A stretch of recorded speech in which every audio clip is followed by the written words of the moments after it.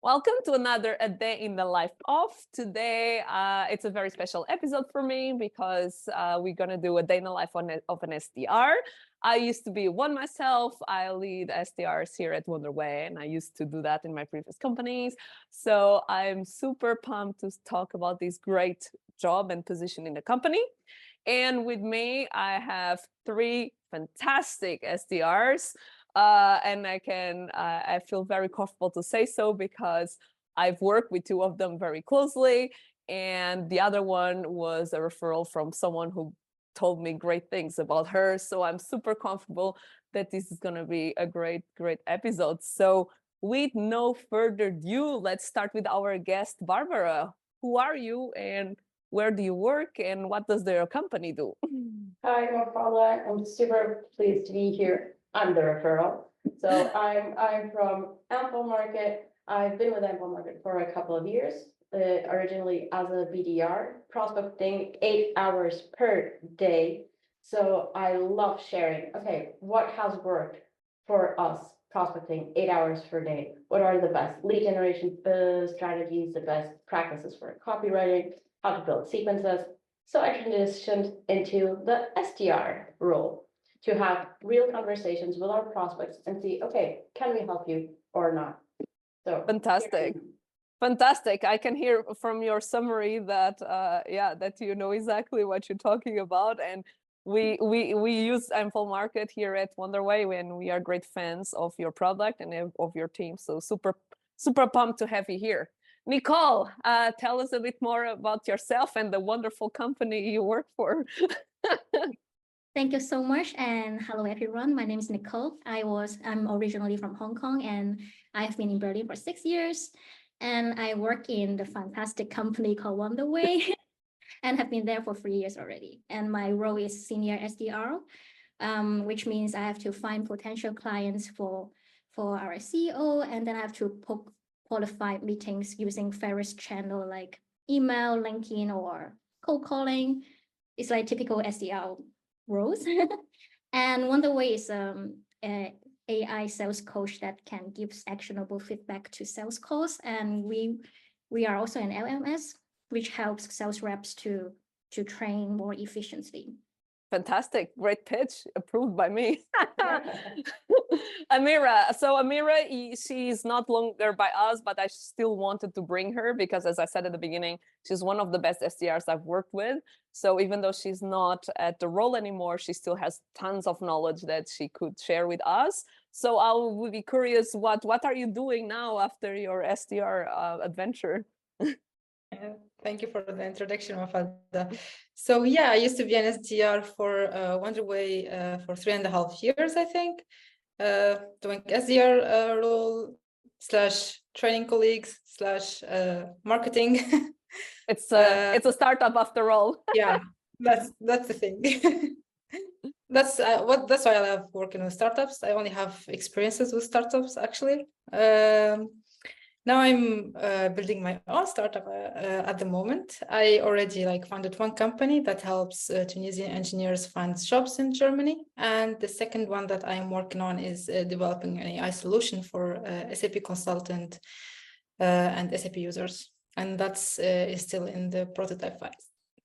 Fantastic. And I'm sure we will talk about it later, but I'm sure you can use a lot of SDR knowledge and skills in your new endeavor. Absolutely. We're going to deep dive into that.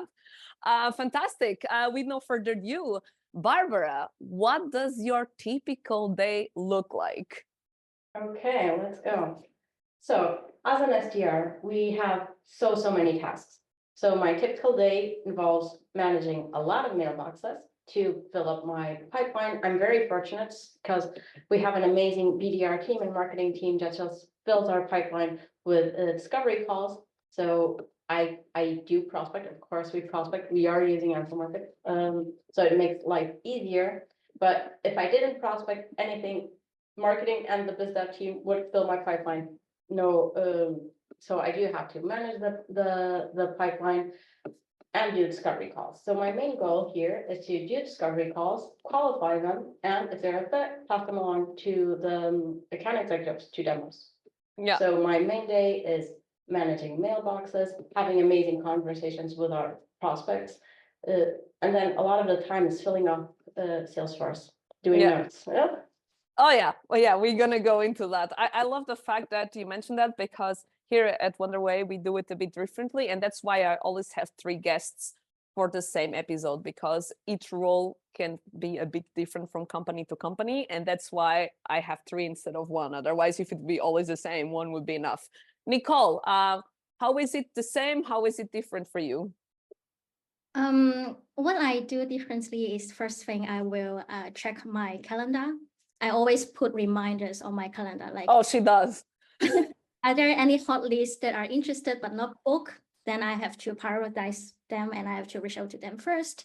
Or is there any prospects that is going to renew another license for the competitor too? Then I reach out to them first.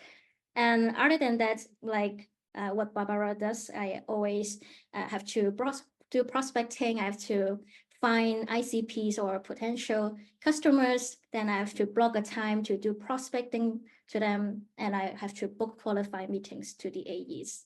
Yeah. Amira, when you used to work for us, did you do anything differently? Was it the same? Because we changed processes a couple of times. Yeah. So for me, I really like to use the first hour of the morning to look for companies, because that's the most important task in my day. Like if you find the right company, then everything will be following very easily, and it's so easy to identify your ICP and talk to them. But the question is, are you going to find the right company to put your effort on? So I use that first hour. I really look into those companies, try to read what are their posts, what they are doing. If there is a challenge that we can support them with, that we can help them with, then check, that's my company. I usually do like 5 to 10 companies per day. And then after that first hour, I go back to my mailbox, try to answer those emails quickly, and go back to those companies to start building my strategy to tackle them. I put some power hours also for cold calling. I know many people hate them. I'm one of the lovers. So I enjoy blocking like 2 hours in my afternoon for just picking up the phone, calling people like in a relaxed stance. I don't like to put it as a pressure. It's an hour where I can communicate directly with my prospects. It's not it's better than just sitting in my laptop sending emails and thinking, did they receive it? Did they read it? Do they want to talk to me? Maybe they are busy. So I will just pick up the phone and see if they just want to talk to me.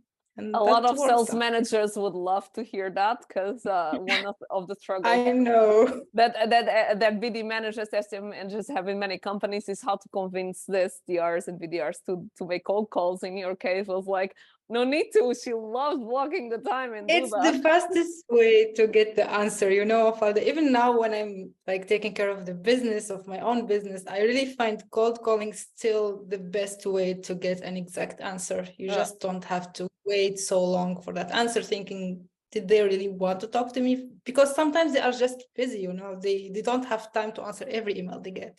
Absolutely. Yeah, I'm prospected every day, and many times I don't reply because I just forget to. It's not because I want to be mean or dismissive. Yeah.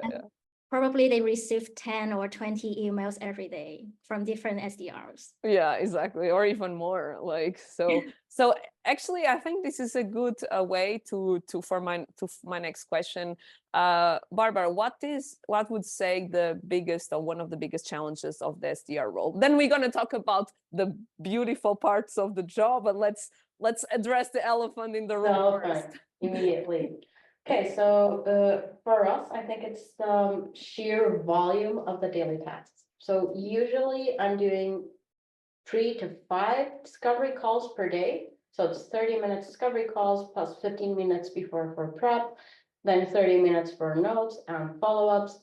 So it builds up quite fast. Doing just that, it can easily be like 5 hours of my day on discovery calls plus the management plus cold calling. I am inspired by you to start doing, okay, I need to start picking up the phone more.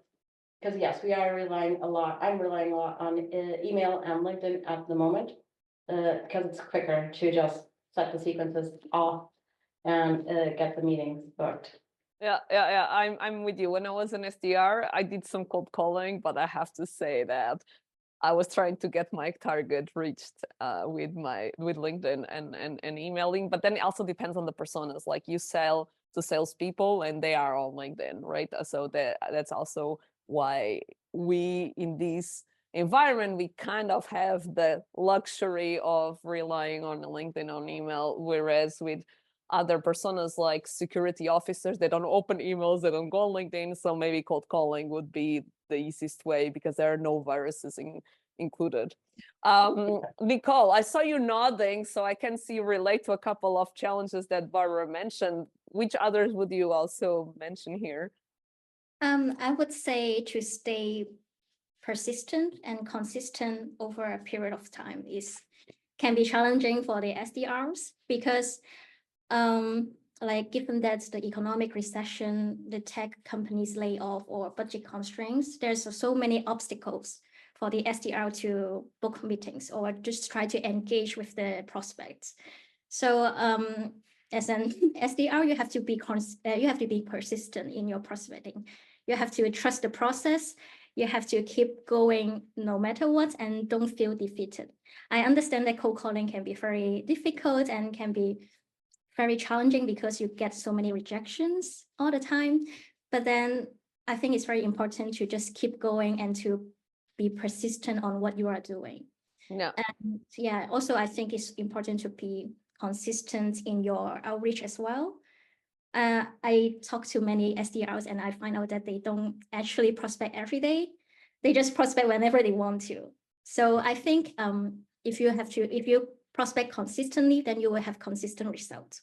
Or if you want to test your outreach approach, whether it works or not, you have to be consistent to see, actually this approach work. Or, actually, if you keep changing your approach, then you never know that if your outreach is working or not. Yeah, I think you mentioned a really good point because on one hand, you should do A/B testing, meaning changing, but if you change too much, you never know if it's working or not. So it's a very, very hard balance to strike. Yeah, Amira, how was it for you in terms of challenges in this role? I want to add on what Nicola said. It's consistency, and it's also now you need to find a way to impress the person you are sending an email to. I mean, it became very hard. I remember back in 2019 or 2020, it's less hard than now because you don't really have to impress them that much. But now everyone is looking for that golden email from you, and you need to know where they went and what they are doing, their interests. Sometimes I feel it's like overrated problem now. Yeah. But we are selling to salespeople, so we really need to impress them. Yeah, and you need like to keep reminders that you need to check X person's activities. Now there is a tool for that, but if you rely a lot on tools, they will think that's automated and generated, and you will lose all your case. Once they feel that, it's lost. Like I remember I had to follow a person for like a week to just like snatch that very nice comment from on one of his employees post to write back an email there, and he accepted to talk to me just because of that impression. Yeah, we are professional stalkers. Yes. Exactly. So that's a challenge now, and I really applaud any person who is selling to salespeople. It's not everyone thinks that's easy because they are salespeople, but no, the standards are very high. It's like very, very high comparing to selling to tech or to other industries. Yeah. Do you feel the same, Barbara? Yes, but also I think it's a privilege for us to be able to speak with so many sales leaders, business development leaders, and see, okay, how are you doing? Because Ample Market is all-in-one sales tool, so it's all for top of funnel activities. Just to give some context, so you can do lead generation, sequencing, and everything. So during discovery calls, something that I like to explore is, okay, how are you doing outbound? And I loved because I did prospect like 8 hours a day for 2 years. Share, okay, this is what's working for us. How are you doing strategic lead generation? How are you automating that kind of catching interest in LinkedIn, in posts, and comments, and you can do it in a scalable way. So Yep. it's cool, but it's also, for us, it's a good way to kind of impress them. See, look, you can do it this way, you can automate it, you can scale it. You can also do lead generation with this LinkedIn or Sales Navigator feature. So Yeah, that's yeah, nice.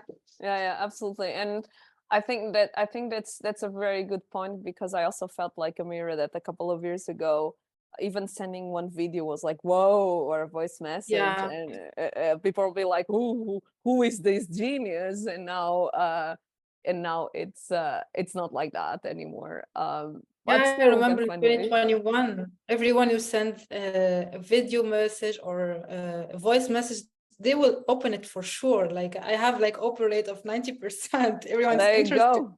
The mystery is there.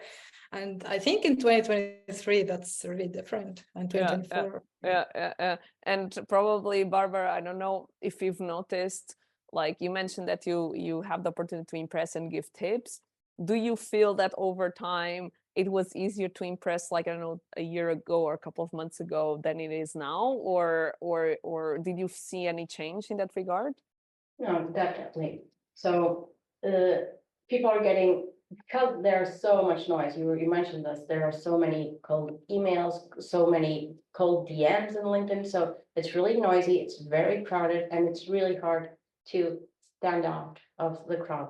So yes, for example, we have a cool outbound approach targeting LinkedIn posts. And in 2021, we had like 2.6 conversion from lead to meeting booked, which was like amazing because it was super time sensitive, super qualified prospect. And now it's like 1.2, 1.3, and they're like, what's going on? Because so many people heard about that strategy. So you go on to LinkedIn, qualified post for your value proposition, and you get all of these liking and commenting, and you send them an email saying, hey, I noticed that you liked, imagine, Josh Brown's LinkedIn post about cold calling. If you're doing cold, if you are doing cold outbound, we can help you do this by X, Y, and Z with this view worth exploring.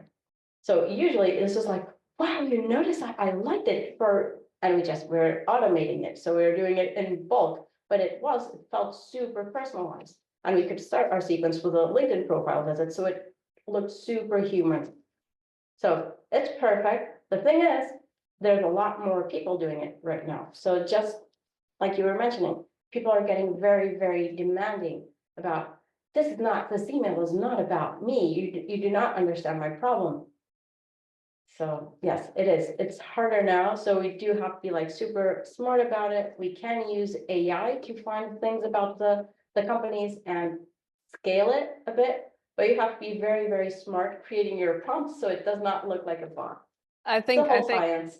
I think it's funny because we are all worried that AI will take our jobs, and I'm not saying it won't take some jobs, but it's like it's already hard for us as a human to stand out. Imagine to a robot, right? So I think I think it goes hand in hand. Speaking about the bright side of the job, just one thing. Absolutely.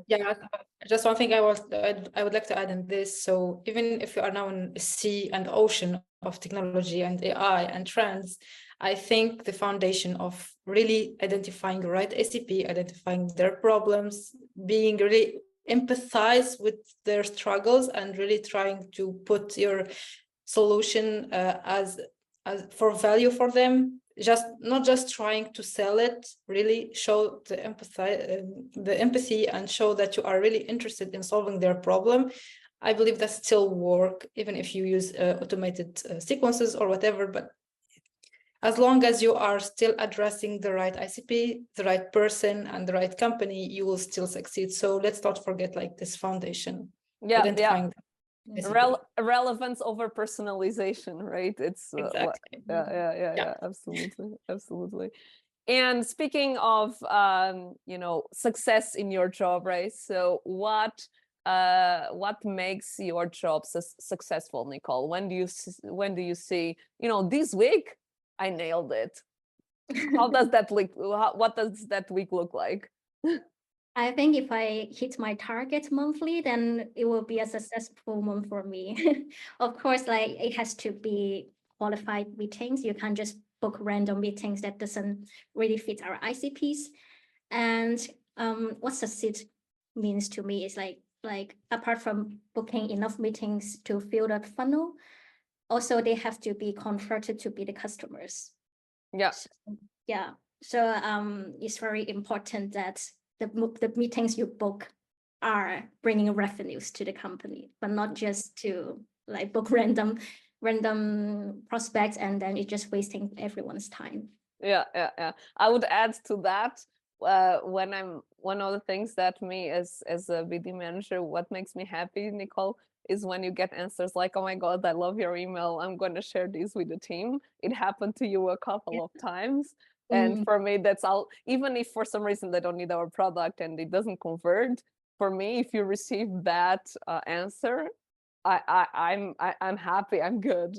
So absolutely. Yeah, when you see the prospect open the email 30 times, then you know what's going on. It's either they love it or they hate it, Or and they we send hate it to it. legal department, and they complain about GDPR things. Yeah, it's one or the other. Yeah. Absolutely. For that moment when they offer you a job, Nicole. Yeah. I have to say that I had to keep Nicole a couple of times within the company because she got a couple of offers because they really loved her outreach. And but that makes me really proud. And for me, even if you don't convert that meeting, it's definitely a win. Amira, I know as well that happened a couple of times to you, I remember, but what does success mean to you in this role? So absolutely success is hitting your number, that's obvious, but I think also when you are able to build a conversation with the prospect and at least get an answer, know if you are really helping them or you are annoying them, that's also success. It also like conduct feedback to the team and the technical team. Maybe this is this is something we lack in the solution. Maybe this is something we can add. It's really valuable when, at least if I'm not getting you as my customer, let's have you as a person who will give me feedback and help me tailor like my pitch in a better way, or at least identify the ACP next time in a better way.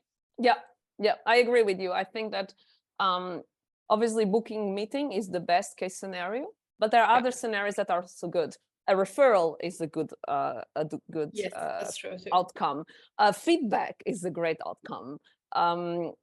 Saying that they will share your email, Nicole, with the team is a great outcome as well, because the next time they're going to look for a solution like ours, probably we're going to be on top of their heads, right? So we also have to play like the short and the long game as well. Absolutely. I think the worst week is that silent week. That's the week that you have you don't get a no, and you don't get yes, and you get nothing. Sometimes I'm just like, please write me, stop and subscribe. That's better than hearing nothing. I want to read and subscribe. Barbara, how is it for you? What does success look like to you? Okay, well, repeating the same thing, hitting my numbers, of course, my monthly quota.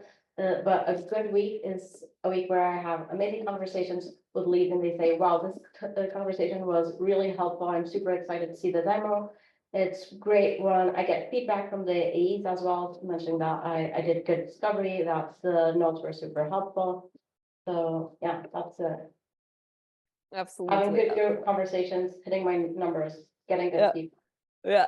And how do you, when things don't go the way we want, it's sales. Even the top performer has the weeks that Amira was saying, like, silence, I'm talking to a wall. What do you do to get inspired, Barbara? So when you're like, I hit the wall, I sent an email, I did a great video, no one replies to me, where do you get your inspiration? Okay, well, it's a bit of the always be prospecting mentality. And Josh Brown mentions tons of times, we're not for everyone. Yeah. So we're a great product, we're not for everyone, that's okay. So if we're hitting a wall, if we tried everything and it doesn't work, it's okay to move on.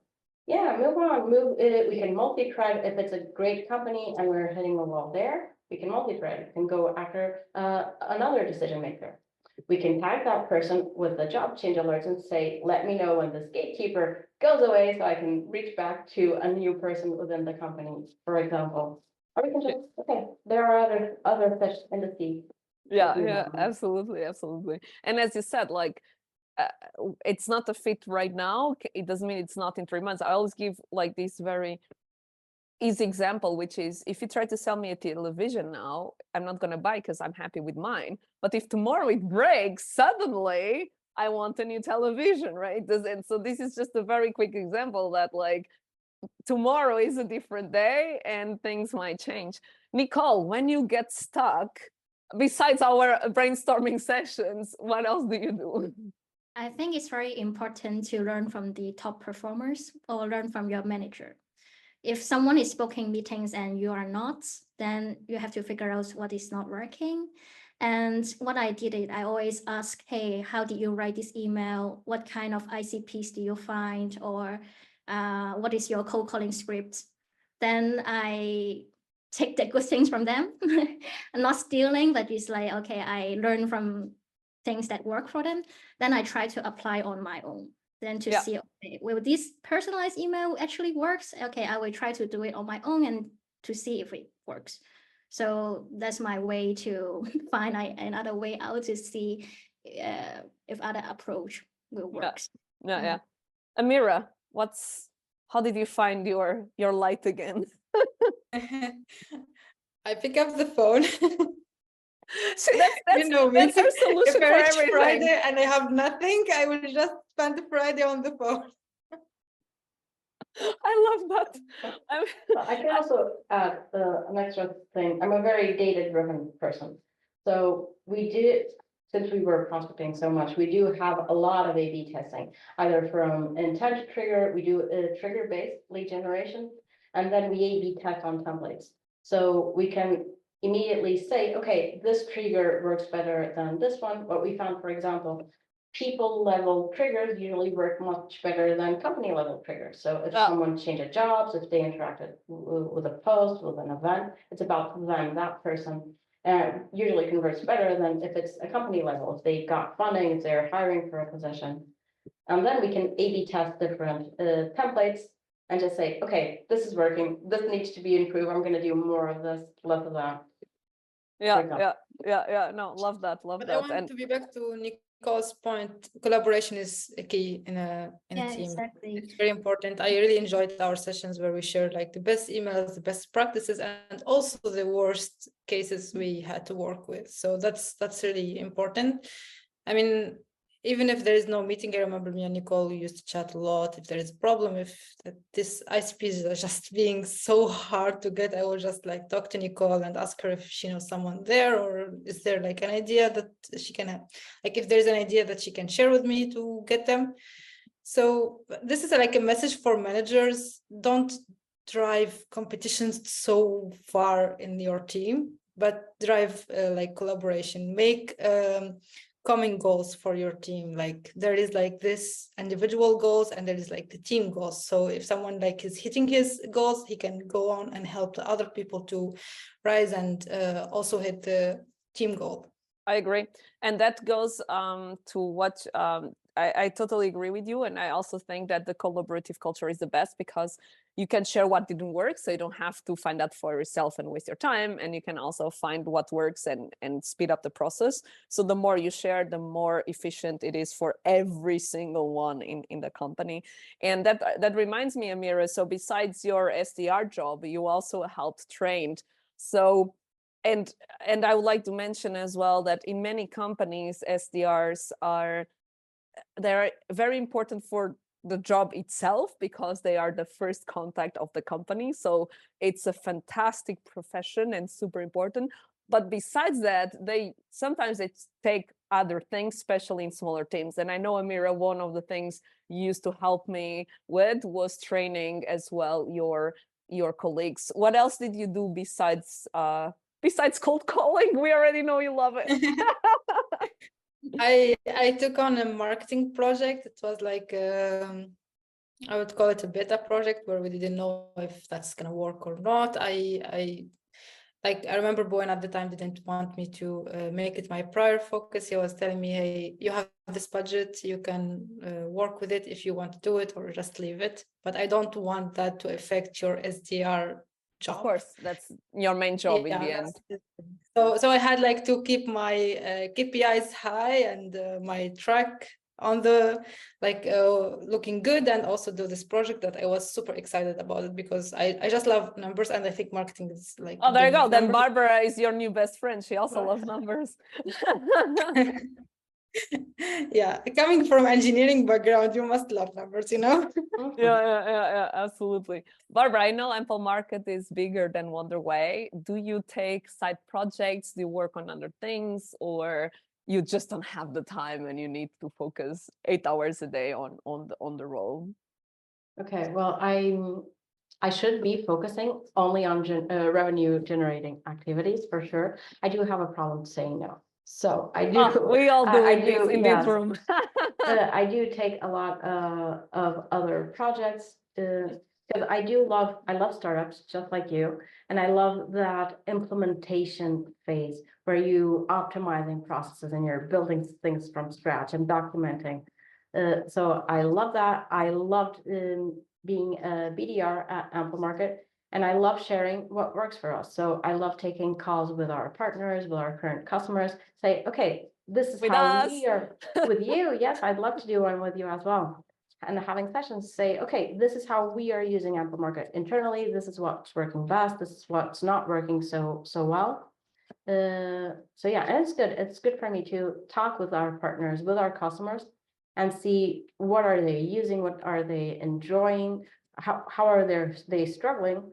Because Amira just mentioned, it's very important to sell not features, but yes, focus on the problems people are facing and how we can help them solve those problems and improve their quality of life, their quality of work.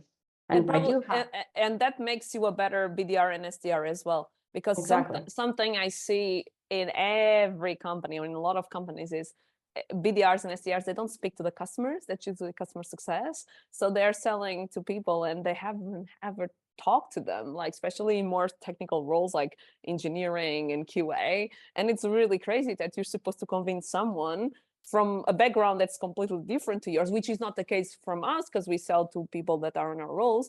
But like, if you don't, then you even should enforce that even more. How can you expect SDRs to generate interest and AEs to close if they have no idea how to talk and what their customers and personas are going through? So I think I love that you mentioned that. I really want to highlight that part. That part of your job, these extras that you do make you better at your job, and I have no doubt about it.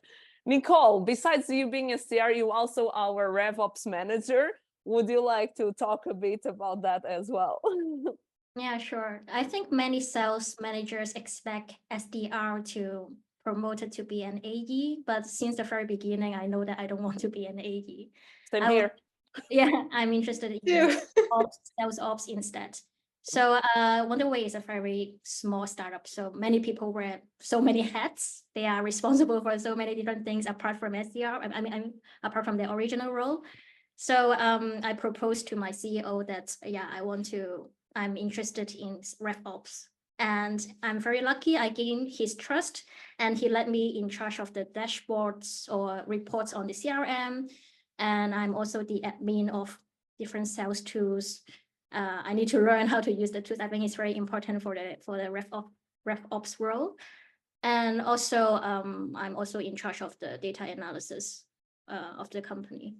So yeah, that's what I do apart from my SDR role. And she also helps me buy tools. So she was a very important champion when we bought Ample Market. So yeah, absolutely. Thank you, Nicole. Absolutely. And Nicole, she's very good at what she does, both of an SDR and sales and on the RevOps part. And I have to say, tools is definitely a weakness I have. So knowing I have someone to trust like Nicole, it just makes my life very easy. She always solves anything tools related for me in 3 seconds, and I feel very privileged to have someone like Nicole to help me in such a weakness I have. So fantastic.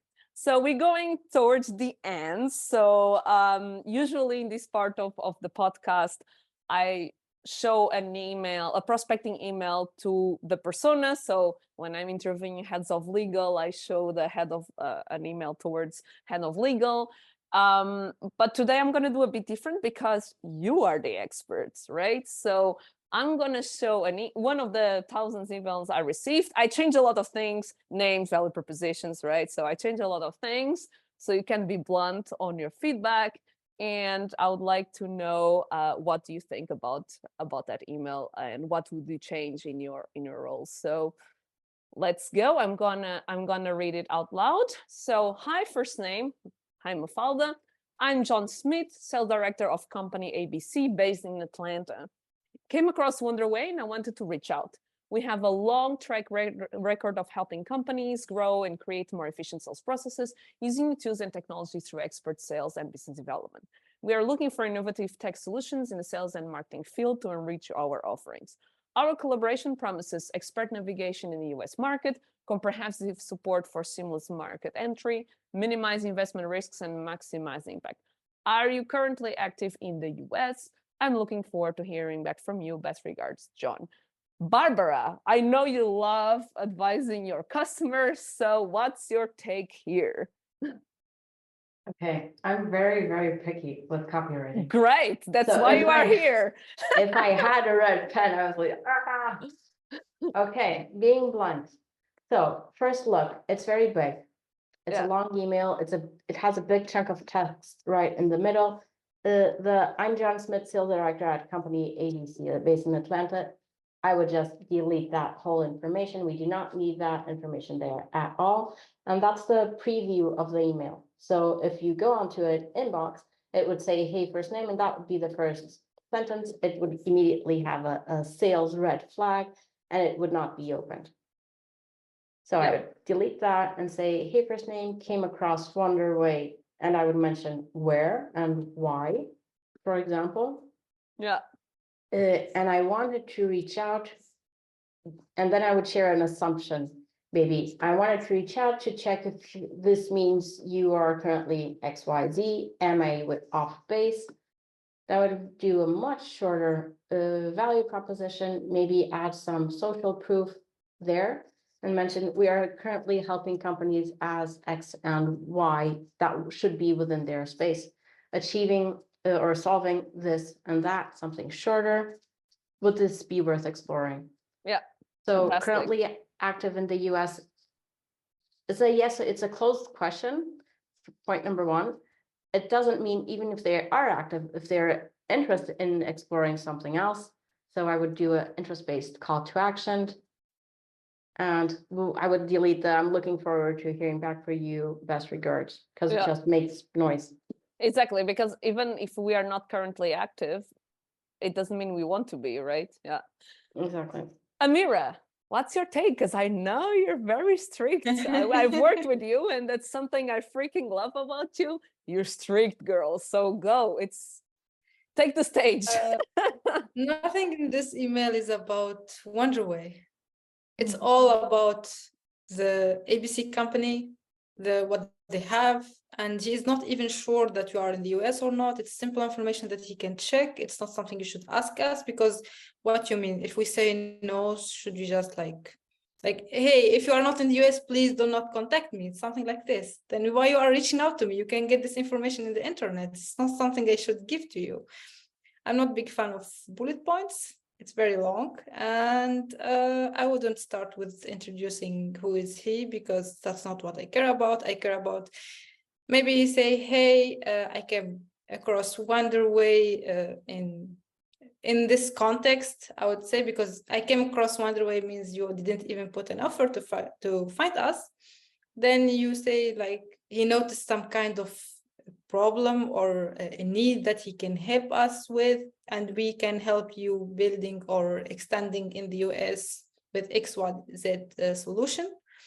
Would you be open to learn more about this? Would this be interesting for you? Something like that, very soft, no pushy, and short, easy to read, and you don't have to spend like 4 minutes reading this email. Just in 1 minute, you can scroll it and answer him yes or no. Yeah, fantastic. Nicole, it's a hard job to be third here because Barbara and Amira gave fantastic feedback. Do you have anything else to add? Like Amira said, it's always about the sales rep himself instead of the prospect. And there's no trigger in this email. There's no trigger why he has to reach out and how he's going to solve the problems. There's no pain points of the prospect. He just say all the value props about him. So, okay, how are you actually solve my problems? And there's no trigger at all. So this I will point this out. And yeah, also CTA is not good. I would just say, yeah, are you open to learn more, something like this, to create interest? So instead of giving a yes, no questions. Yeah. Fantastic. This was 5 minutes masterclass. What? Say it again, Amira? I'm curious to know the subject line. The subject line was actually good. Was something? Was a question? It was good. Was a question with Wonderway. That's why I opened the email, right? That's why I came across this email good. Because we have to give them credit at least for one thing. No, the subject line was good because I opened it, and that's why I was like, that's gonna be the one with some changes, obviously, that I'm gonna use for this episode. So yes, great job on the subject line. It worked, but definitely I need some improvements. This was a masterclass, I have to say, and this is the end of the episode. If I would have listened to this episode when I was an SDR, I would have learned a lot, and it would have helped me a lot. And I'm sure that it will happen to a lot of SDRs who will be listening, and managers as well. So I would like to highlight what Barbara mentioned. Speak to your ICP. That will make your prospecting easier. What Amira mentioned of definitely have a collaborative environment, so people don't have to repeat mistakes and things that don't work, and they can jump to things that work and have. And what Nicole mentioned about, like, having a great structure and not forgetting what people when is the contract running out, when did they say. So Nicole never forgets when they say reach to me in 23 days at 4 p.m. she will do it. I really do it. And if you ask me to check back in 2025, I will definitely do it. Even if she's not by Wonderway anymore, she's like, remember, I didn't forget. So consistency, understanding your ICP, and learning from each other. Like, there are a lot of takeaways from this episode, but those are the things that I'd like to highlight by the end of this episode. So thank you so much, Barbara, Nicole, and Amira, for taking 45 minutes of your extremely precious time to speak with us today. It was a pleasure. It's my pleasure. Great, Mafalda. Thank you so much. Great meeting you, Nicole and Amira. Yeah, me too. Thank you. See you next time.